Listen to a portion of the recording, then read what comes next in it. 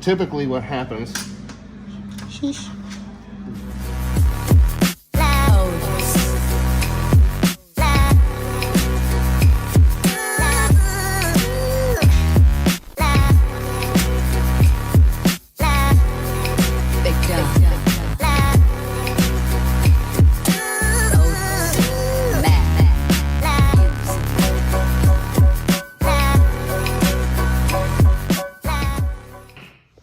What's cracking, gang? So we still in the garage, you feel me?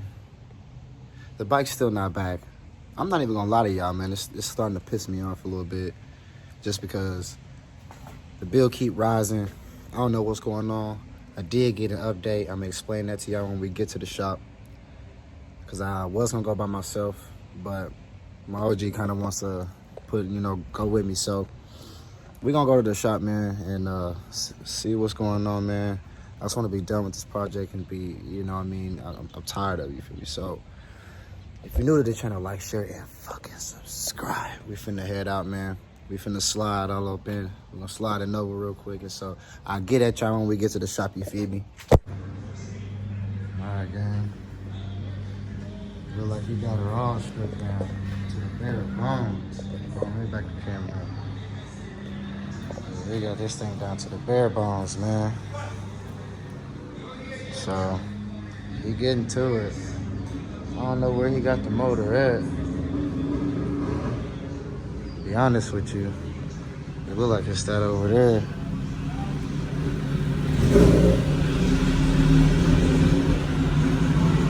This gotta be my motor right here. Yeah. This mine. This is my motor, ain't it? yep. Yeah. Yeah. That's what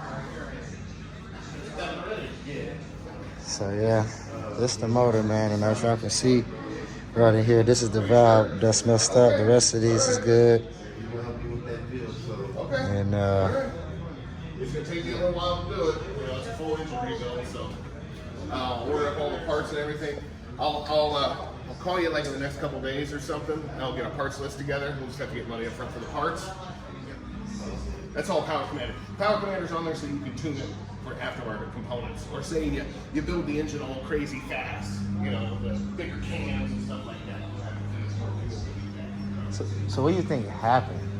Why'd that happen? Well, so the spring is broken on the top too. Flip it over here and show you guys. See that springs out and everything. So typically when something like this happens, spring on. Yeah. Okay. See all this shrapnel right here too? Yeah, that's why I was kicking out dust. It's all that's all metal down in there. Mm-hmm. See that? Yeah. So typically what happens, sheesh. This was the top of it. Mm-hmm. These keepers, they just go around. You can see that there are two little half shell deals here. Mm-hmm. They go around the groove of this. Oh shit, this one's fucked up too. And that one's broken. Typically when something like this happens, it's been over revved. Meaning, if you watch your tachometer, if you get into the red and you go past it, it breaks stuff. Okay. So if you over rev it, it's gonna break it, especially up here in the valve train. So I would guess, especially looking at these two, they got over revved at some point in time. So you're the one who usually rides it, right? Yeah. Keep an eye on that tack. Yeah. Just barely kiss that red if you have to. Yeah. See, the only time I ever really run into red line really is if I'm losing traction. Okay. If I'm slipping from a dig or something, Sure. that's usually the only time it Sure. really do that to me. Other than that, I'm usually cruising. Keep an eye on it because it'll tear stuff up. If you go, man, say if you're right, you just kiss it, you're usually okay. If you go over it like 1,000 RPM or something like that, it's gonna break something. And so, when you put the Camaro on there, can you make it like have a cutoff? Yeah. I don't think so. Okay. I don't think it has a rev limiter like that. Okay. Maybe I'll have to find. There's different versions of Power Commander. So this one doesn't have it never had a rev limiter. Okay. No, I'm asking you. I don't know. I'd have to look Okay. at the factory. I don't think it does. Okay. Power Commander, you might be able to kick one in, but a Power Commander too, you got to keep in mind all it does is it's not going to actually stop it from turning faster. All it does is cut the ignition. So say like Okay, say like you're just kicking ass and you downshift like a couple and you just dump the clutch back out. It's gonna still rev past red.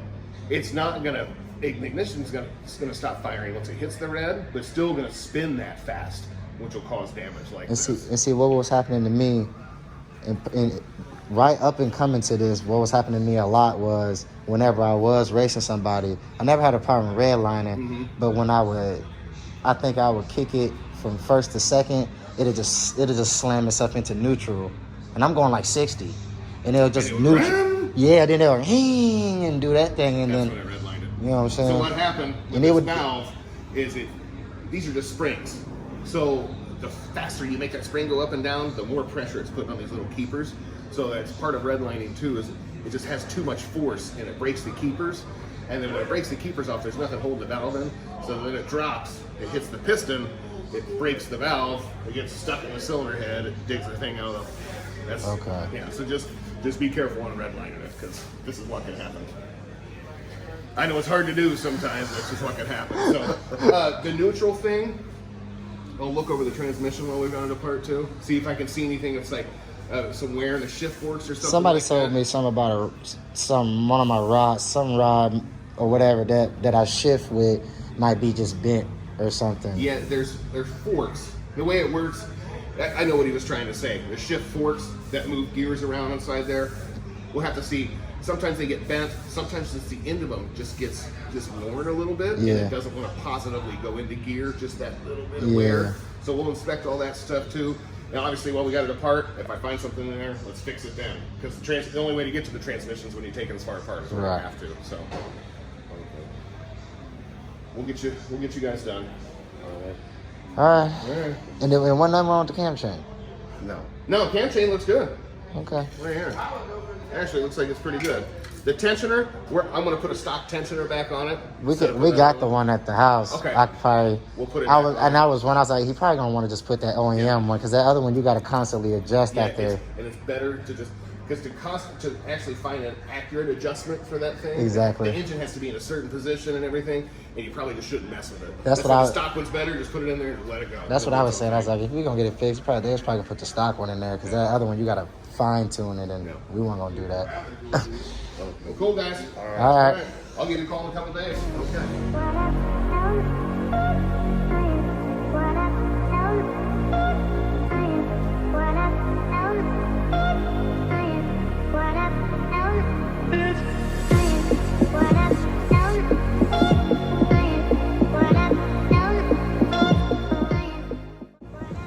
All right, man. So basically, y'all, I blew the motor. Oh shit! Basically, I blew the motor last year acting a fool, basically.